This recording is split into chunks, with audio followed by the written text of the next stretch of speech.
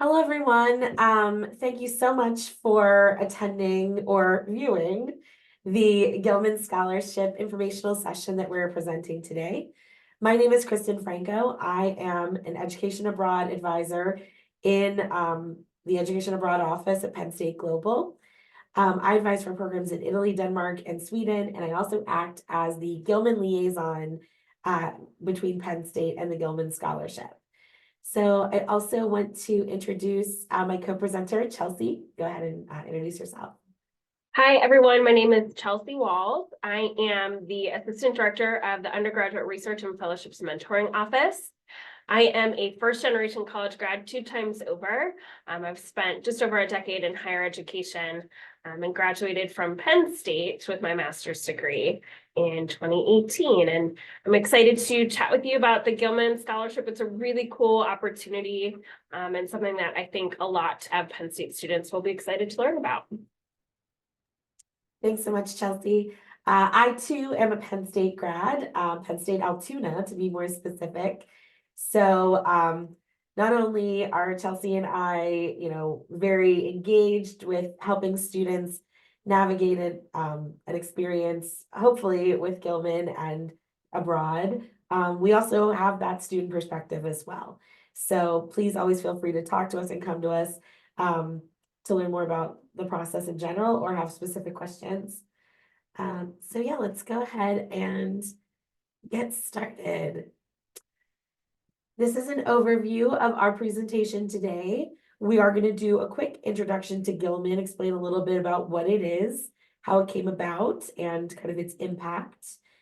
Obviously very important. You want to make sure you're eligible if you're looking to fill out an application for this.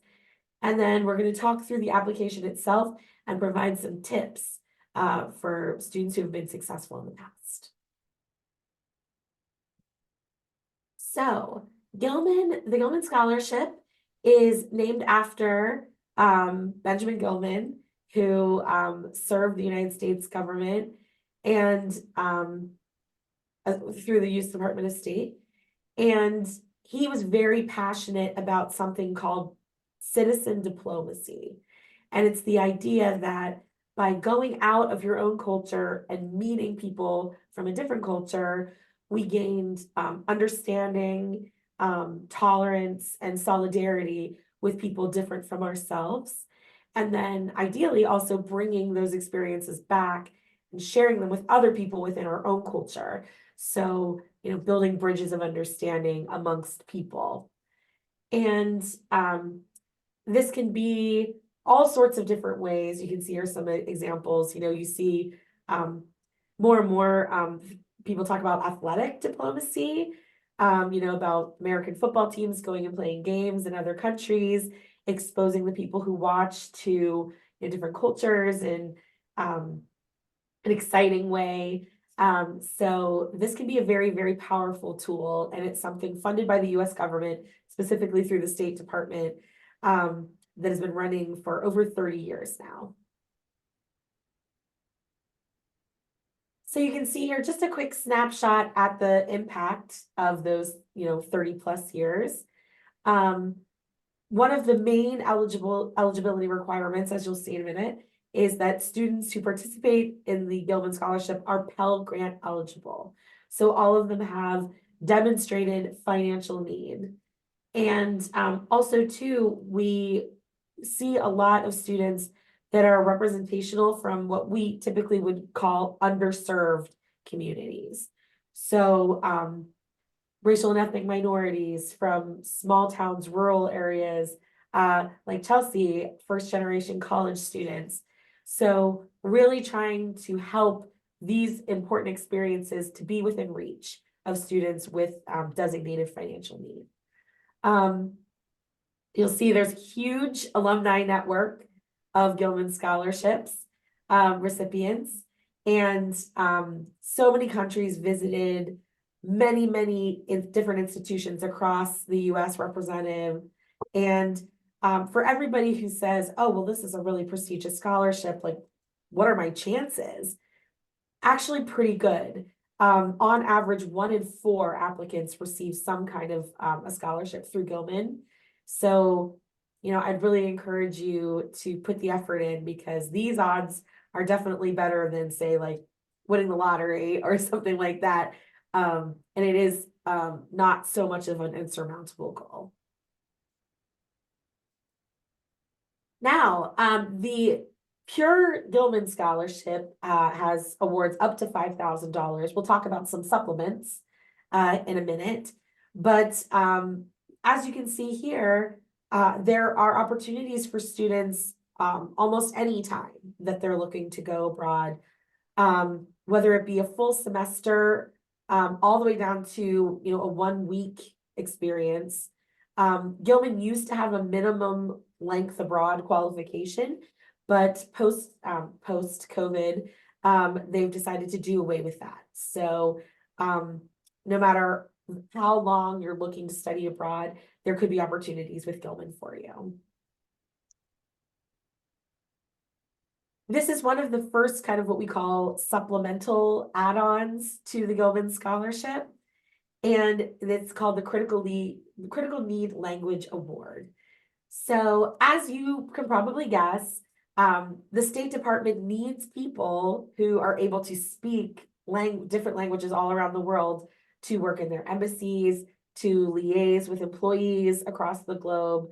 So they really want to provide incentives for students who are studying these languages in which there is a critical need, either for diplomatic purposes or just not a lot of people study these languages or know them.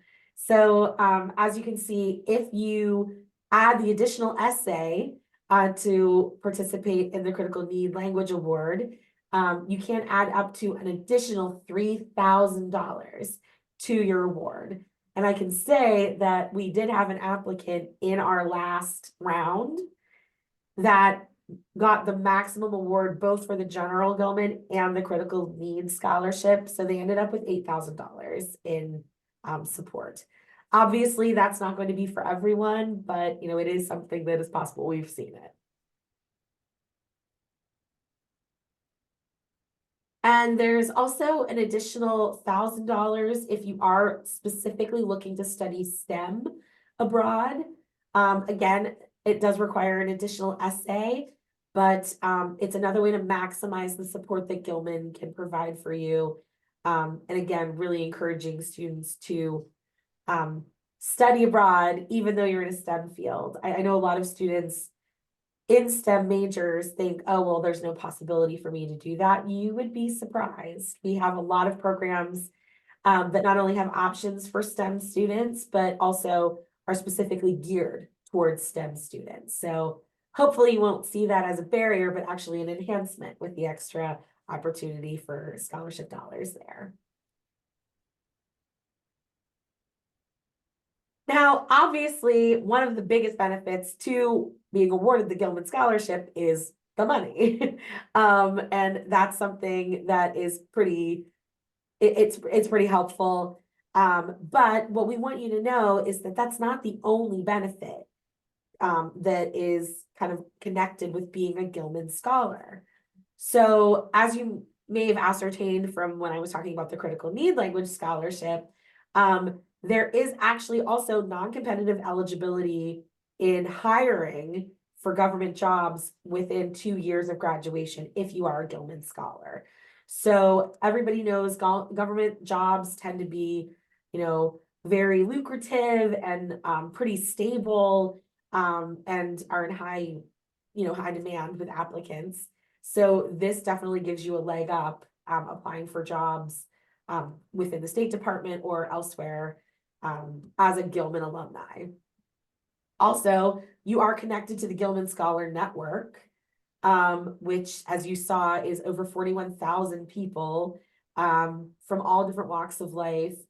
That obviously is an illustrious club to be a member of. Also, there are alumni ambassadors programs. So working, at your local academic institution to represent Gilman, to talk with other students who are interested in being applicants, great leadership opportunity, And again, another amazing opportunity to talk about your experience abroad, which, I find that most students will take any chance they can to share their experiences abroad because it's usually very impactful to them. Seminars and career workshops. These are sometimes put on by Gilman. They might be put on by Gilman alumni who are very successful within their field. And again, allow you to not only meet other Gilman alumni, but continue to learn and grow with really dynamic and marketable skills that you can represent on your resume. Networking opportunities, as we mentioned, over 30 years, 41,000 alumni. There's some pretty well-connected people that are within the Gilman alumni network and opportunities to meet with them and talk with them.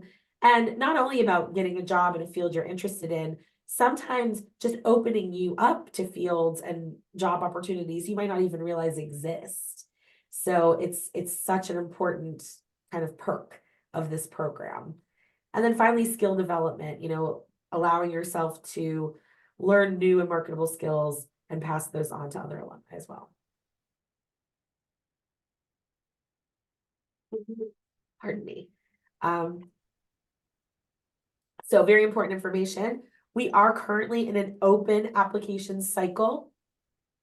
Applications are now open. The deadline is going to be in March.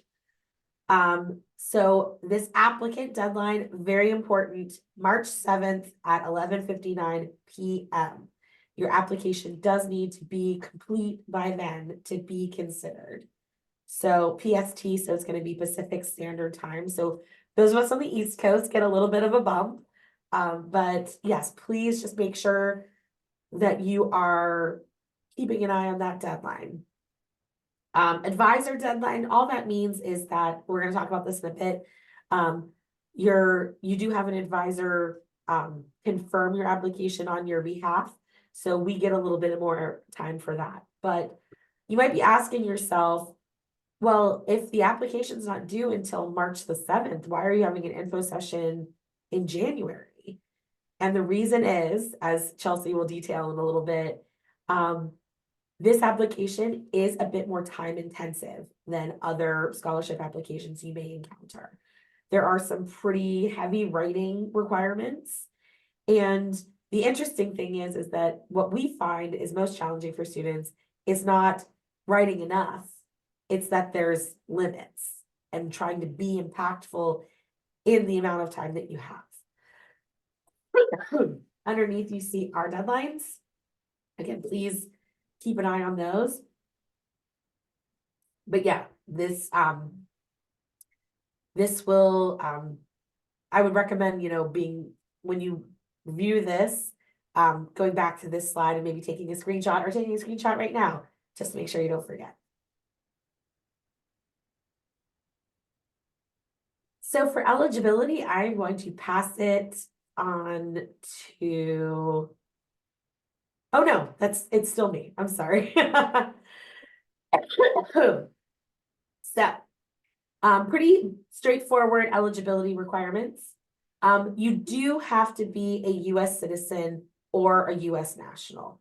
Unfortunately, because this is funded by the government, that is inflexible.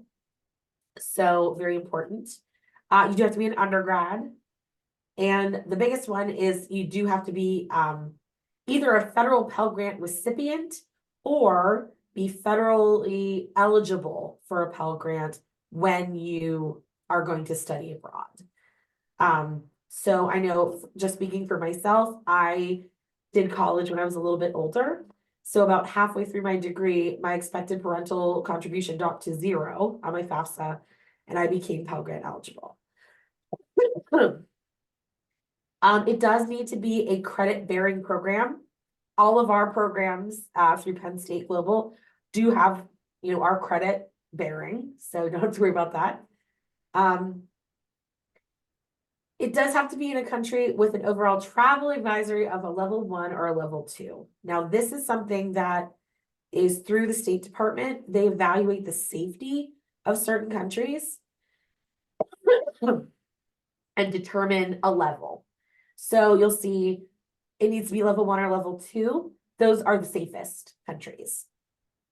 Sometimes you can get an exception for a level 3 country, but that is like a specific request that can be granted or denied. And level 4, no, they're not going to let you go there. Unfortunately, it's just too much of a risk. But if you go to the Department of State's travel advisory website, you can actually search countries and see what levels they are currently sitting at. And it's really helpful. You can also see why. So it's, I think it's interesting just to kind of look and see like what's going on in the world and the evaluation. But for Gilman purposes, you do want to try to choose a country that's going to be at a level 1 or a level 2. And as I mentioned before, no minimum length requirement. They did away with that. So very exciting, and can be adapted to really any of our programs. So what's Gilman looking for? So obviously the biggest one is students with demonstrated financial need. This really is a scholarship to put exciting international opportunities in the hands of students who may not initially think that they're financially possible. So I'd say that's the biggest one. And then again, the other ones are a lot of, historically underrepresented groups, not just in, to college, but also in study abroad. So like students in STEM fields, I feel like we have a lot of students studying STEM at Penn State, but not a ton of them are studying abroad. And again, for the reason I said before, a lot of them think that there's just not time or that it might put them behind. But we work really hard with our students to ensure that they're going to be taking courses abroad that are going to progress their degree plan forward, not have to take extra time, not put them at a disadvantage. And then in fact, studying abroad as a STEM student puts you at an advantage when you're applying for jobs and you have similar degrees, but have this amazing international experience that shows you can work with diverse peoples as well. So this is the other one I wanted to highlight, diversity of study abroad location. We all know that the most popular study abroad destinations are places like Italy, Spain, the UK. And I'm not saying that if you are applying for a Gilman with the intents to go to one of those places, that it's an automatic no. But I will say, because there is such a higher level of interest in those countries, it can be a little bit more competitive. Whereas if you're looking at countries that are, not as popular overall, say maybe in Central America, Africa, the Middle East, Asia, that you might stand out a bit more from the crowd of people going to the more traditional locations. But yes, they are really looking for diverse applicants, but also applicants who are really driven and excited about opportunities abroad. So these are a couple of things that we like to bring to students' attention as you're kind of looking at your application and the writings. So the first one is, how is this program going to affect your life? How is it going to impact not only your education, but your possible career trajectory, your experiences moving forward? Because obviously the bigger the impact that it can have on an applicant, the more likely Gilman is going to want to make that come true. So just being really thoughtful and thinking about your goals and your interests, and then connecting those to your opportunity abroad and how Gilman could make that possible. The other thing is, like we said, the citizen diplomacy, the second part is coming back and sharing the experience that you got to have with others. Maybe, sparking an interest in them to have a similar experience of their own. So you are required to do a project upon return. So starting to think about that, how are you going to share the experience that you get to have being a Gilman Scholar? Kind of what group would you want to kind of target for sharing this with? And, I know that Chelsea's going to talk about this in a little bit, but, it doesn't have to be, a monumental thing. Sometimes it's just having a conversation with people. Or when I came back from studying abroad, I went to my little brother's class and talked with them and showed them some things that I had brought back. So, diversity of background and experience. I think that it's important to remember that diversity can mean a lot of things. So it's really, I skipped academic preparedness, which I shouldn't have, because it's important. So, showing that you are serious about studying abroad. These are not trips. These are academic experiences where the credit is going to transfer back and function into your cumulative GPA. So you do want to make sure that you convey to them that you are academically prepared. Does that mean you have a 4.0 GPA? No. Often, I think conveying your passion for your academics and kind of your journey with education is more important than like a perfect GPA. So who are you as a student? And then that kind of actually feeds into the diversity of background and experience. So you want to tell Gilman who you are and why you're unique and why you're special. And there's a lot of ways to do this. And hilariously, I feel like sometimes the most compelling ways that we're unique are not even the ones that we think of. So, talk to your friends, talk to your professors, talk to your family, ask them, like, what do you think makes me stand out? And then obviously with the 2 extra supplemental ones, showing the commitment to gaining proficiency in one of those critical need languages, very important. And then also commitment to a STEM field. Like, what do you want to do with your STEM degree? For those last 2. So now that we have gotten a taste of what the scholarship is and kind of what they're looking for, Chelsea's going to go ahead and talk a little bit about the application itself, to make sure that you feel confident when you go in and start one of these, that you know what to do and can get that finished. Thanks, Kristen. So there are 2 main parts to the application. There's the student application, which obviously you will be filling out, and then there's the advisor certifications. And if you remember when Kristen was talking about deadlines, there was an advisor deadline, and these are the pieces that was referring to. With the student application, there's your abroad program information, which makes sense to include, right? This is funding for study abroad. 3 required essays, an unofficial transcript, and then you select your advisors for part 2, where your study abroad advisor and your financial aid advisor will certify your application. So I'm going to talk a little bit about the essays, because that part feels, for some students, maybe the most intimidating.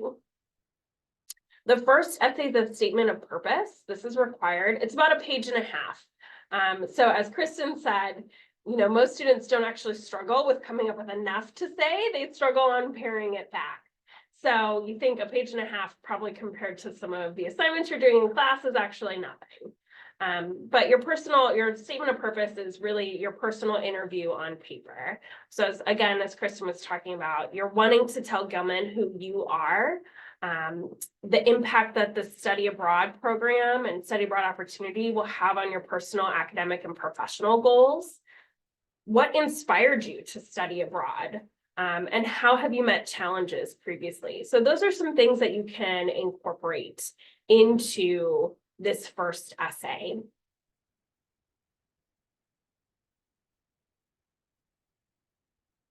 The second essay is about community impact. So building that mutual understanding. Again, this is required and it's about a page-ish. Most of them have character or word counts that are associated with them. So again, as we've learned about already, the Gilman Scholarship is funded by the State Department. Big priority is that mutual understanding, that cultural citizenship that we've talked about already. So this essay is really your opportunity to talk about that. So some questions that you might be looking to answer with this essay are: how will you be a representative of the United States while you're abroad? How will you seek opportunities to become more culturally engaged? So yes, you're going for an academic program, you're going to be doing classes, but how are you really going to try to immerse yourself in that culture and really absorb as much as you can? And then how will you have meaningful interactions with people from different cultures while you're on this trip? So those are all some really great things to consider and think about for this second essay. The third essay, your final required one, again, if you're doing one of the supplemental awards, you will have an additional essay to complete. This one relates to your follow-on service project. So this is what Kristen was alluding to. Should you be selected as a Gilman Scholar, you will be required to complete a follow-on service project when you are back from your trip. Kristen gave the great example of coming back from her study abroad experience and going to her little brother's class to share her experience and share some mementos that she brought back. We had a recent Penn State Gilman Scholar table with the Office of Undergraduate Research and Fellowships Mentoring at the Education Abroad Fair that happened last semester. So that was their follow-on service project. They were there to represent being a Gilman Scholar and how this fellowship opportunity impacted their ability to study abroad. So it can be as simple as that. It can be, meeting up with an organization on campus to talk about applying for the Gilman, lots of opportunities. But what's important with this essay is that you're creating a feasible and detailed plan. So again, actually having some huge scale project in mind maybe isn't the best route, because Gilman wants to know that what you're going to do is actually attainable and something that can still be impactful. So as you're thinking through, okay, how will I share my experience and be an ambassador of the Gilman Scholarship when I come back from my trip? You're thinking about who is your intended audience, who will you collaborate with to reach this community, et cetera, et cetera. So I'm going to turn it back to Kristen for a little bit. She's going to chat with you about getting started. Yes. So one of the best ways to get started is to find a program abroad. So you can, we always recommend meeting with your academic advisor, which seems kind of funny, like studying abroad, you start with your academic advisor. But the reason why is to do a degree audit and see kind of what credits are available within your degree plan to fulfill abroad, because that's going to help you find which program could, deliver those the best. Most of our colleges and campuses have representatives that liaise with Education Abroad. So if you would need connection with those, you can always reach out to us. Our Penn State global website you see here, psu.edu, global.psu.edu. And there is a program search function on our website, and it allows you to use different metrics, like different terms, different countries, different cities even, to search to see what kind of programs might be available. And we even have an advanced search that lets you search by things like field of study. So say you're a psychology major and you need to take some psychology classes while you're abroad. If you search by the psychology field of study, it'll only show you programs that have course availability in psychology at those programs. So it's a really, really great tool. We also have an amazing team of peer advisors. So we're at the Buki building up on the 4th floor, And our peer advisors are students that have already been abroad from start to finish. And they hold drop-in hours Monday through Friday, 10 to 4. They also have online capabilities if you're not at University Park or you can't get over to the Buki building. That you can find information about on our global.psu.edu website also. So really encourage you to check that out. Now, as we mentioned, you do have to designate advisors to qualify your application once you are complete. So there's going to be 2 of those. One of them is your financial aid advisor. That one's nice and easy. We just have one person here at Penn State. Her name is Michelle Elliott. She's great. So choose her and she will fulfill your financial aid advisor requirement. Also, too, you don't need to send us a separate email. The Gilman system actually emails us anytime someone adds us as, requests us to review their app. So now you also need to have an advising certification. That is going to be the person who advises for your program. Most of our advisors advise for what we call location portfolios. So as I said at the beginning, I advise for Italy, Denmark, and Sweden. So if you're applying for a program that will take place in one of those places, it would be me. We also have information on global.psu.edu about who advises for where, and ways to get in touch with us to make sure that you're choosing the right person. I included here too just a quick screen grab of how to get your unofficial transcript, your advising transcript from Lion Path. So you'll see it's right there. You click on that and that's what you need for your online application. Another important step in completing a competitive Gilman application is working with my office, Undergraduate Research and Fellowships Mentoring. We're a mouthful, so we go by URFM. Our office exists literally to help students be competitive applicants for opportunities like the Gilman Scholarship. So we can help you prepare your application materials. This can be you come to us tomorrow saying, hey, I attended and watched your Gilman info session and I'm really interested, but I'm intimidated by these essays. Please help me get started. And we can kind of walk through putting together an outline. Let's say you feel really good about it and you have drafts prepared already. You can send them to our team. We will review your drafts, work with you on those. Included on the deadlines slide again, we just request that you have your materials to us no later than 2 weeks in advance of the deadline, which is March 7th. So that's February 22nd, working backwards. So as long as we have your materials before February 22nd, we're able to provide you feedback, suggestions, and make sure that you have all of the pieces that you need for your application. So you can schedule a meeting with a member of our team to get started. All you have to do is search URFM on Starfish, and you can meet with a member of our staff, one of our graduate assistants, and we will work with you on getting your application going or getting it over the finish line if you already have drafts. You can follow the Gilman Scholarship on social media. We know this is a little outdated, but they are on X, formerly known as Twitter. So you can follow them. It's a great resource to see what Gilman Scholars are doing or have done, hear from current Gilman Scholars. They also host some of their own info sessions, which is an additional great resource if you're really serious about this opportunity and just want to hear from individuals with Gilman about what they're looking for, what makes a successful application. Some important reminders from us. So I'll take the first ones because they're yeah, kind of go like ahead. through our office. So we at Penn State Education Abroad have really made a big commitment to our Pell eligible students.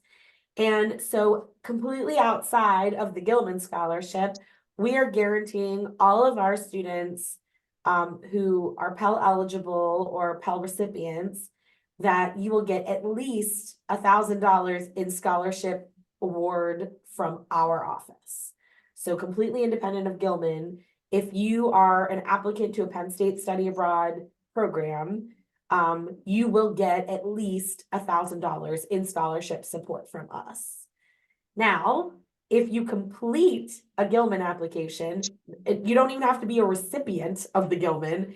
If you have a completed Gilman application by the deadline, that minimum from our office ups to a minimum of $1,500. Now, you might get more depending on, the length of your program, where you're going, that kind of thing. But what we are committing to is that a lot of times students with financial need to know before they definitively sign on for a program what kind of financial support they'll receive.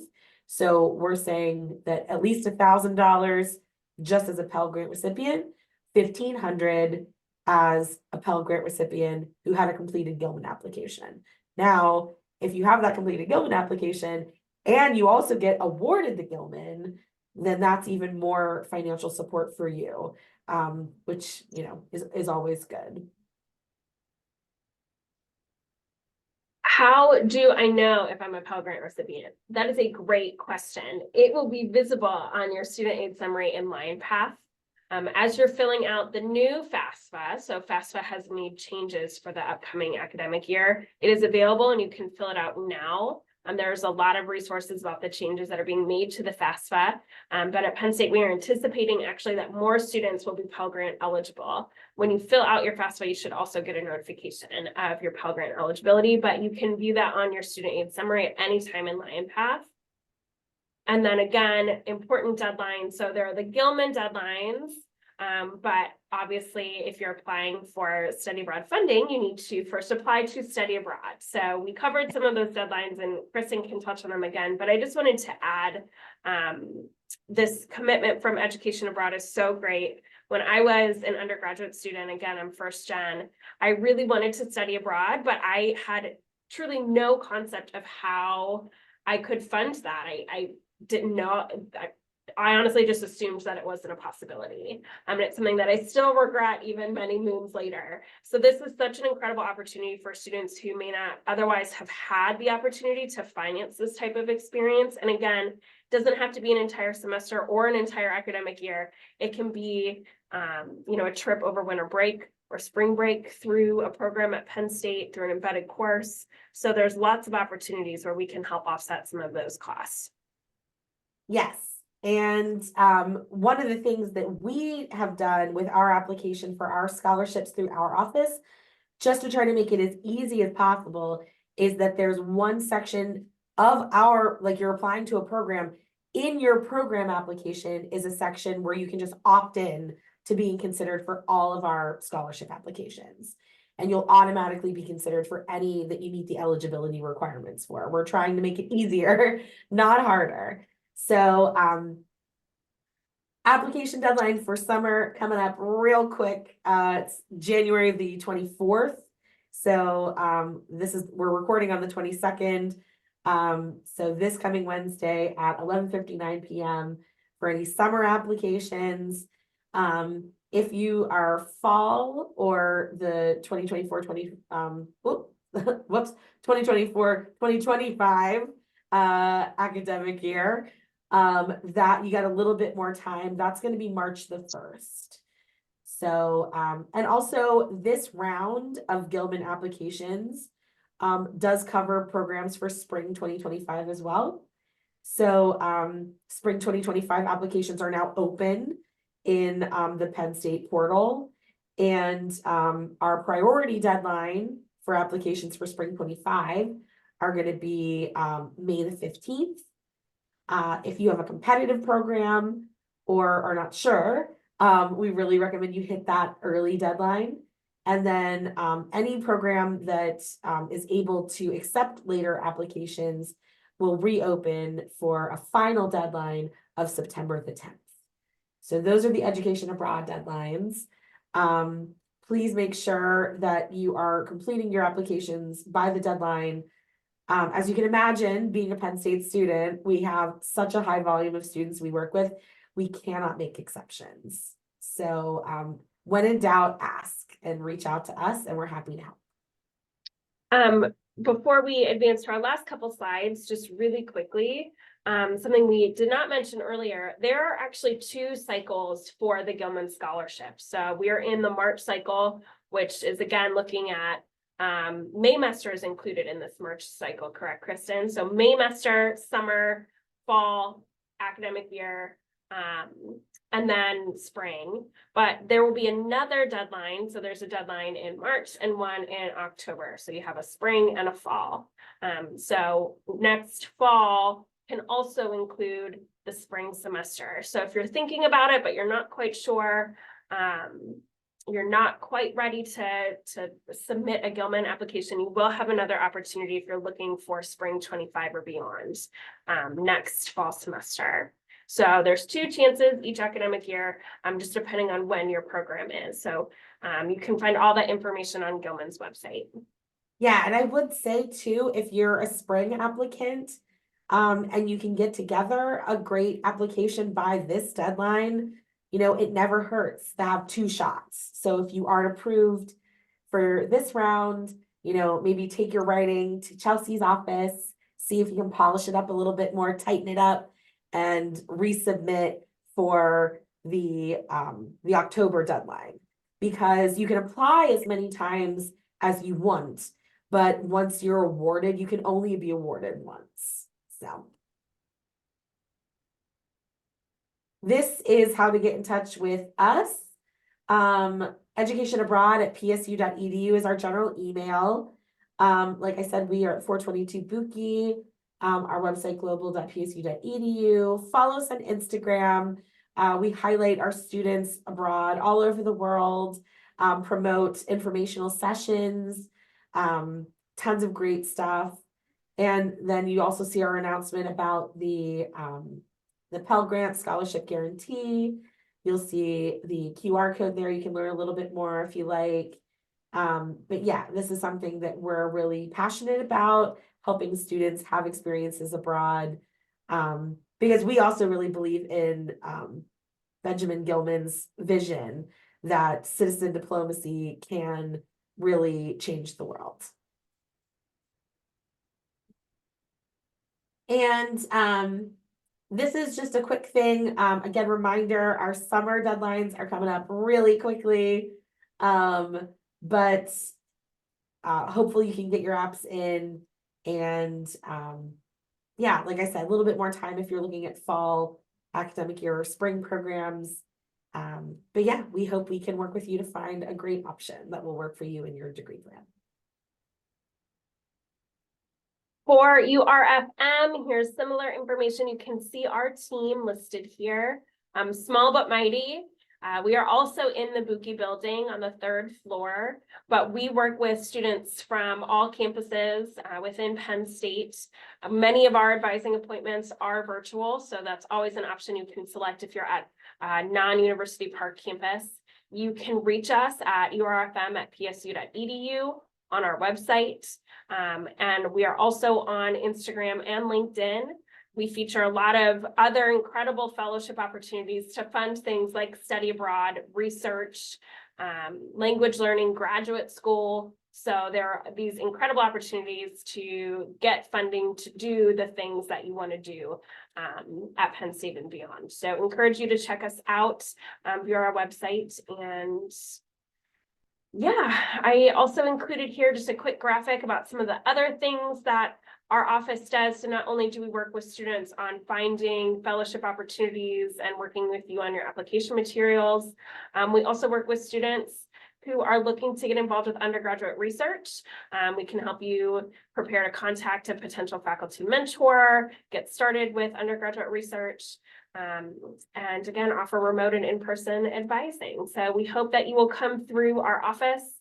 The Gilman Scholarship is a really incredible opportunity, one, to obviously receive funding to support your time abroad, but to also open up this world of fellowships that you can pursue other opportunities, like I said, to potentially get funding for graduate school or other opportunities. So we see Gilman as a really great stepping stone to some of these other really prestigious awards that are out there. So we hope you'll work with us. If you have any questions about either of our offices, any of the information that we've covered today, the Gilman Scholarship, upcoming deadlines, you can reach out to either or both of us or to our offices directly, and we would be happy to answer them. Thank you for joining us and learning more about the Gilman. We hope to see you apply. Yep, we hope to see your names on our list of Gilman awardees coming in the next few months. Thanks, everyone.